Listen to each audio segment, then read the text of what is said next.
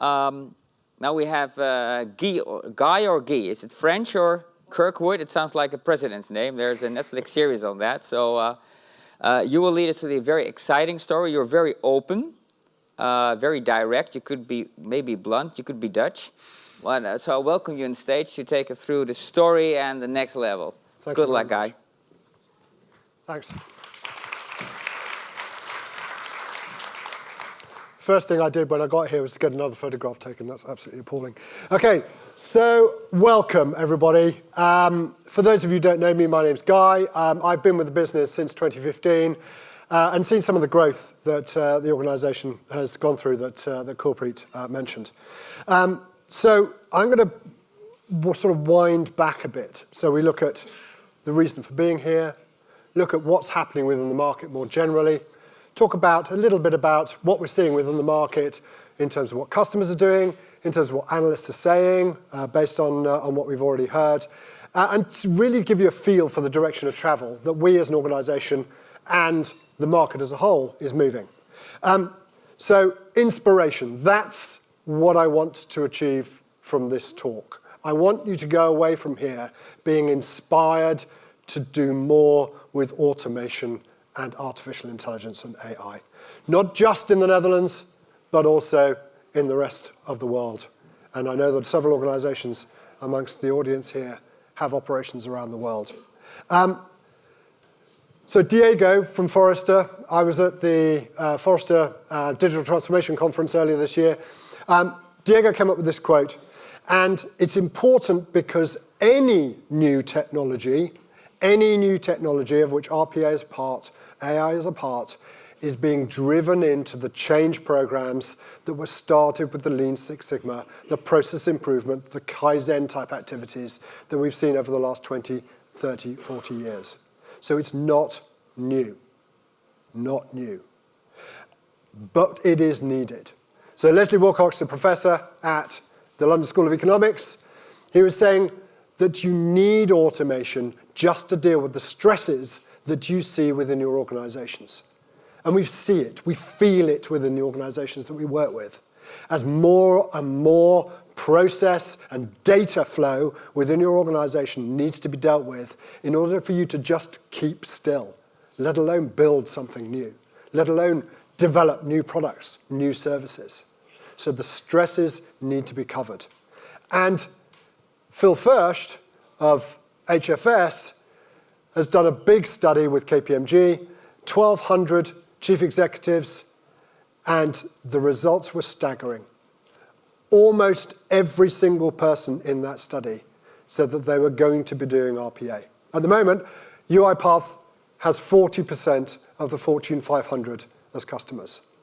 By the end of next year, it will be all of them. That's how fast this stuff is growing. Everyone wants to get on the bus. In terms of the Netherlands, I know from talking to the team that the labour market is really tight. It's hot. Not quite that hot, but almost hot. So you need to do more with your existing people. So let's look at Japan as an example. So Japan, we've been in Japan for a year. We moved into Japan a year ago. As Gurpreet said, our idea is to become local to you, local to the organizations where you sit, where you're headquartered, where your people are. In Japan, in 2010, they went through the demographic time bomb that everyone is going to go through in Western Europe and also in the US. That was that the population peaked in 2010. So the entire Japanese population is now falling. If you add to that, the baby boomers are all retiring, so people of Gurpreet and my age, we're all retiring fairly shortly. And if you look at the number of people and the work that those people are doing is becoming dangerous. And by the way, dangerous levels of overwork is classified by the Japanese government as being over 106 hours a week. Ladies and gentlemen, that's not 106 hours a week in total. That's 106 hours a week in addition to the 60 hours a week that Japanese people normally work. That is scary. Automation is a way to reduce that burden. So one of our major customers in Japan is Dentsu. So if you look at the skyline of Tokyo, you've got all the lights on, working throughout the night as people are working throughout the night, except Dentsu. Light, light, light, dark office. They shut the power off to the building at 10 o'clock at night, which is early for them, because they're using more and more automation to allow people to do more.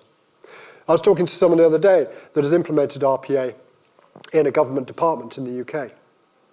And they've said that when they went into RPA, they had 940 people doing the manual processing tasks that were required to do their job. They still have the same 940 people, but they're now doing 70% more work. That's pretty staggering. So you need help. I love that slide.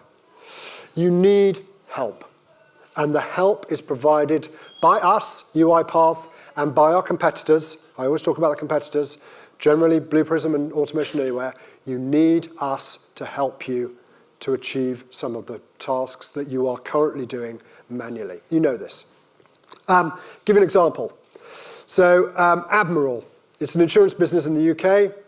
That building, that photograph, is their corporate headquarters.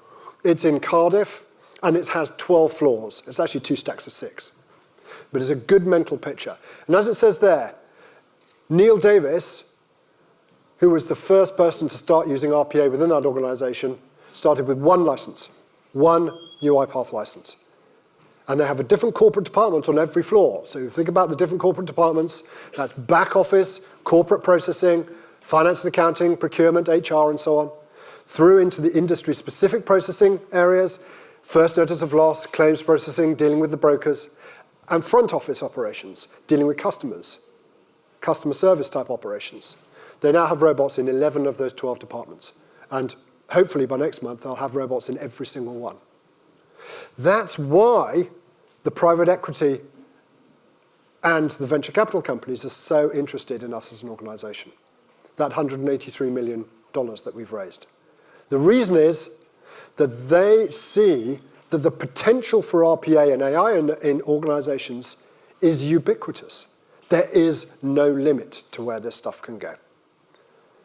Let's look at Workday. 30 billion market cap business, focused entirely in the HR stack. They're moving into F&A, but they're focused basically on HR. 30 billion market cap. Salesforce, 100 billion market cap, focused entirely on CRM in the sales and marketing. Think about the potential for RPA when it can go everywhere. That's the scary thought that Corpreet mentioned. US government, this came out last week, 27th. The US government has now said that they're going to put in these type of technologies across their entire estate. There's a memo that came out from the Office of Management and Budget, which is huge. And we're already working with a number of public sector organizations right now. Let's look at, there we go, speed. Department for Work and Pensions in the UK. DWP, largest government department in the UK. They were amazed, astounded by the fact that they went from conception to implementation live in a pilot in 12 weeks. They were expecting 12 months. And they achieved a £6 million, about 6 million euros now, saving just on the pilot alone. So let's destroy one of the myths that automation is going to reduce headcount. I've talked about this before. Every organization goes into automation to reduce headcount. That's what the business case is predicated upon. And they're all wrong. It's what Gartner described as fingers and toes. You're not eliminating a job. You're eliminating the crappy, shitty bits of your job that you don't want to do. So it moves those people up the value chain. This is how we started. When I joined in 2015, before that, I worked for an outsourcing company. I worked for an outsourcing company, and we used UiPath technology to actually automate an outsourcing deal. And the results were quite staggering. And I saw then that the value of the people was much higher than we thought they were. And by moving those people up the value chain, they're able to achieve more, as I gave you in that example just now. So AI and RPA will be net job promoters over time. There will be more people involved in organizations. What I'm expecting to happen is that over time, the number of people involved in corporate roles, so the finance and accounting, the bits of companies that you need to operate that company, will reduce as more and more gets automated. But I think we're going to see a concomitant increase in the number of people doing customer service. Customer experience, customer service, customer intimacy will be the key differentiator for your organizations in the next 5 years, not the way you run your business. It's the relationship you've got with your customers, and ours, actually. And as an example, Sarah Burnett of Everest has said that by 2021, there will be as many robots, attended robots, helping customer service individuals as there are people, so about 3 million. Bear in mind that last year, the link between, or the ratio between back office, unattended robots, and front office robots was 70-30. Most of our large deals done this year have all been 50-50. So we're expecting that shift to actually reverse over time as more and more attended robots get used within your operations. This is also from Everest, a guy called Michael Jansen. And it's a really good description of why this sort of virtuous circle of growth is happening. So you start off with us, the RPA firms, becoming more efficient, being able to provide better service, better products, which drives the adoption by the clients, that's you guys and girls, and that's attracting VC money, which then allows us to buy or make new products and services. And you'll hear more about that from Boris later. So that's a really good description of why this virtuous circle is taking place and what's driving it. But it is not the panacea. It is not a magic cure. By the way, anyone's interested, if you want to lose weight, that's the new wonder drug. You can actually lose weight and not destroy your heart at the same time, apparently. We'll wait and see. So it is not a wonder drug. RPA and AI is a part of your toolkit. That's all it is. But it's a very efficient way. And actually what we're seeing is that the consulting organizations, the Deloittes, the PwCs, the EYs, the Accentures, and the large system integration companies, they own the relationship with the C-suite of your organizations. We don't. They're going to you and saying, we can take you on the whole digital transformation piece. And RPA and AI is a really good first step on that because it's relatively quick, it's relatively cheap, and the ROIs are really good. And ROI is really what we're aiming for. Return on investment is king. You can do loads of whiz-bang interesting stuff, but unless you're getting returns on investment within the first year, then it's not worth doing. And by the way, our churn rate for organizations who adopt UiPath is almost zero. 99.3% of our customers renew with us, which is pretty good for a software as a service business. That's not the really impressive number. The really impressive number is that 68% of you buy more licenses before the first ones have run out. That's what's really driving the staggering growth that we're seeing. But as Melanie said, ROI is key. I like this slide as well. There's a reason I put both JPEG and PDF there. PDF, native PDF, Adobe PDF is structured data. You can pull the data straight out of that. But JPEG is a picture. And so you have to be able to see as humans see in order to actually work the data that's behind it. And that's the reason why we've been so successful to start with the BPO providers who operate mostly over Citrix. So dealing with the unstructured data as well as you can with the structured data is really what we are building now, as you'll hear from Boris. Because you need that, as 90% of the world's data was produced in the last 2 years. 80% of that is unstructured, so you have to be able to deal with that. So let me give you a couple of examples. And we can actually use the name now. I wasn't able to before. KPMG, they have automated 45% of their core audit business So what they were set up to do, audit, their core audit business in India is now automated using a combination of RPA and AI tools.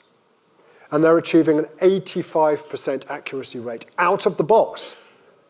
And let me tell you, they were achieving 25% before using IBM Watson. And we are a shitload cheaper than using IBM Watson. Where you are using Watson is Hollard in South Africa. So Hollard is an insurance business. They're dealing with emails, totally unstructured data. Emails coming in from customers, 1.5 million of them a year. And they're using Watson, they're using Abby, they're using us to orchestrate it. They're using that MCT there as Microsoft Cognitive Toolkit. And they've reduced the cost per transaction down by 91%. That is pretty staggering. And it's totally now automated, 98% of it is. Another example is PepsiCo. So they, within 9 months of implementing, achieving positive ROIs. So let's look at way out in the future, okay?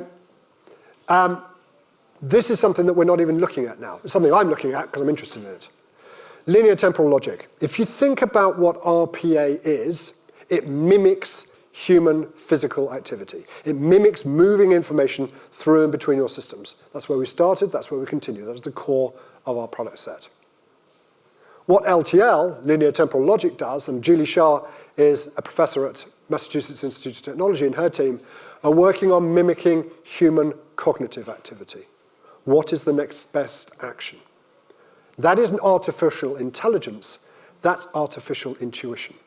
And the best example we have of that so far is the difference between AlphaGo, which was taught by humans, watching humans play.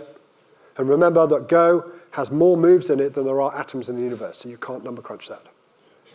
And AlphaGo Zero, which beat AlphaGo after 2 weeks of training itself, trained itself. So this is the direction of travel that we as an organization and the market is moving, that artificial intuition. We're not there, we're nowhere there yet, but this is the direction of travel. So we talked a little bit about the consultancies. We actually have 4 ecosystems. First ecosystem are the consultancies. They're putting it into their customers as fast as they possibly can as part of the digital transformation journey. The second are the smaller AI and synergistic technology companies. I'm thinking things like Humley, who focus on ontologies for natural language processing. Thinking about eNate, orchestrating the workflow between robots and humans. I'm thinking about Abby in terms of intelligent OCR. Celonis in terms of the process mapping, working out what's actually happening in your organization as opposed to what your people say is happening, because it's never the same. Those type of technologies, they are wanting to bake into our platform, into UiPath. And bear in mind, they can do that easily, much more easily, than they can with Automation Anywhere or Blue Prism, because we're an open platform, highly extensible. And they're doing it because we are growing so fast, and it accelerates their value, their valuations, their routes to IPO. That's why they're so excited about it. The third ecosystem are the large independent software vendors, the Oracles, the SAPs, the Microsofts, the Googles, ServiceNows, the BPM players. They want to bake our platform into theirs because you are operations people, you are business people. We sell to you, we don't sell to the CIO, we don't sell to IT people. And it offers them an entirely new route to market. That's why we did the deal with Oracle in September of last year, and why we're continuing to do the deals and build those relationships with those big ISVs. And the relationship we have with capital G, by the way, works both ways. So you'll hear from someone from Google later about what we're doing in terms of the cloud. Very exciting stuff. Finally, the fourth, and probably the most important ecosystem we have, are our users. We have over 200,000 people around the world using UiPath to automate stuff. That's both within corporate clients and also within our community. So giving the product away has really driven the growth of our organization. Enabling individuals, universities, not-for-profits, and small companies Small companies below $1 million turnover is the majority of startups across Europe. They can all use our entire platform free, forever. That's pretty staggering. So that growth is really driven by those 4 ecosystems. This is extremely exciting. Tess Daly, who's with UK Tech, is a big advocate of training, bless you, a big advocate of training and education. So we started, as you know, with Uipath Academy, a MOOC, massive open online course. We launched that in April of last year. We've had over 100,000 people go through that course, or enroll in the course, in courses. We extended that into not only the courses, the courses necessary to actually build the robots, but all of those people that you need to actually build your centers of excellence. Build up the business experience and communication experience that you need to make sure that RPA flourishes in your organization. And now, we're going to go further. We have Mini, I think it's called Little Academy, for children. We did one of these recently, run by Diana Okram, who's fantastic. And we did this in Romania recently, where we had children, 8 to 14-year-olds, who were building robots to play tic-tac-toe or hangman. And one of the children said to their mother after they'd finished, "Mummy, I have a ghost in my computer," which I love. We're also going to students. So we're starting off with the technical students, the IT students, those that are going to be involved and be hired by you. But ultimately, we're going to go into the business side as well, into MBA courses. So as we go through this 4th industrial revolution, more and more people are going to be aware about what the value of RPA is, and specifically for UiPath. And finally, well, actually, it's not finally, there are 2 others. One's on this slide, the other one isn't. The 40-plus-year-olds, as we saw at the bottom of that curve, the people that are sitting in your organization that are worried about RPA. They're worried about their job getting automated. They're worried. We're going to help them understand the value of RPA, the value of taking that crappy stuff that you don't want to do and getting the robot to do it while you can focus on the good stuff. And then have the attended robot to help you do what you want to do. We're actually doing a study with, in fact, I'll come to that in a minute. Finally, on this slide, this is brand new. We're going to focus on immigrants. We're going to educate and train immigrants moving into countries as they move from Afghanistan, from Syria, from other war-torn or repressive regimes into the Netherlands and Sweden and Germany and the UK. Because we want to make them valuable to the economies in which they are currently joining as fast as they possibly can. And we're focusing on those countries that have the highest level of nationalism and the highest level of protectionism. So US is a good example. This is entirely deliberate. This is part of the societal change that we collectively are part of. And that's pretty amazing. More on that later. Andrew Ng is professor at Stanford. He's described AI as the new electricity. And he's right. Ultimately, all of this AI and RPA stuff will disappear. It won't disappear because it's not going to get used. It will disappear because it will be everywhere. No one cares how the electricity is generated unless you're an eco-mentalist, as long as when you turn on the switch, the light comes on. No one cares how the water is cleaned, as long as when you turn on the faucet or the tap, the water comes out and it's clean. It just happens. So this will become the standard way that your organizations will be running yourselves in the next few years. And it is that quick, as we've seen. And as Corpreet said, the ultimate aim, when we go and see the VCs, the venture capitals, the private equity guys, and it generally is guys, although we've got some fantastic women as well. When you go and see them, their first question is, what's the addressable market for your product? This is the addressable market. One robot per employee. Do the crappy stuff you don't want to do and help you to do the stuff that you do want to do. It will be everywhere, and it will be ubiquitous. So let me go on to culture, the society stuff. At that same Deloitte conference that I went to, where I was talking to Diego, I was talking to Dave Johnson.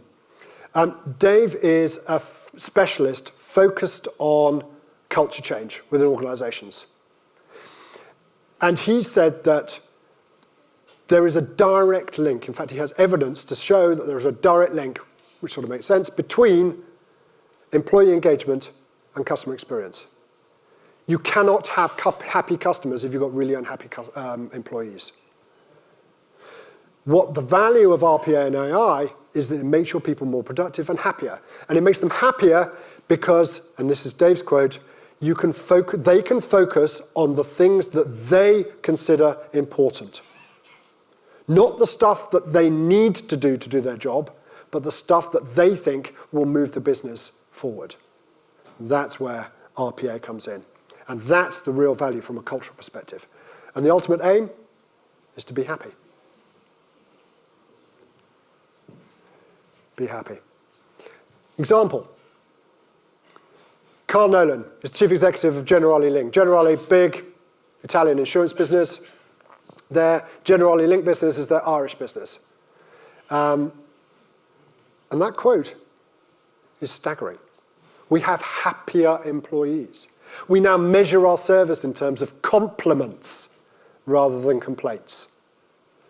That's the real value of RPA. Hyros from Equifax, same thing. Focus on the customer across 65 processes across the world. And the same you heard from Maura in the video introduction. The US Postal Service now focuses on the customer rather than the process. All of these are really good examples where it's shifting. But it takes a bit of time for organizations to realize that, and a bit of time for your employees to realize the value.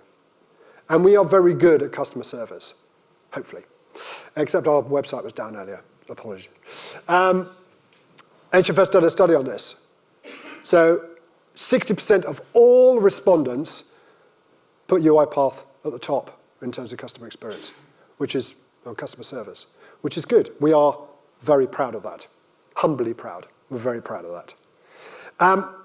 In fact, I've whizzed through, this is my penultimate slide. This quote came from Morris earlier. He actually referred to a country that is a bit more philosophic than the Dutch.